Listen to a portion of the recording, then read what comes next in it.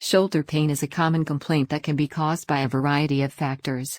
Here are 10 potential causes of shoulder pain. Rotator cuff injuries. The rotator cuff is a group of muscles and tendons that attach the shoulder blade to the upper arm bone.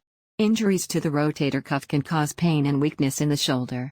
Frozen shoulder, also known as adhesive capsulitis. Frozen shoulder is a condition in which the shoulder joint becomes stiff and painful.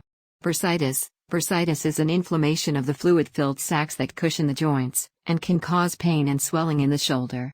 Tendonitis. Tendonitis is an inflammation of the tendons that attach muscles to bones, and can cause pain and stiffness in the shoulder.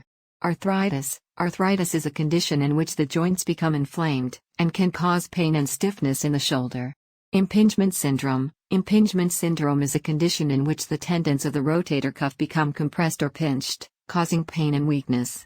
Fractures. Fractures or breaks in the bones of the shoulder can cause pain and limit range of motion.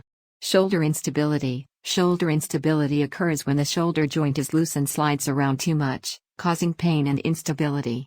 Referred pain. Pain in the shoulder can sometimes be caused by problems in other areas of the body, such as the neck or upper back.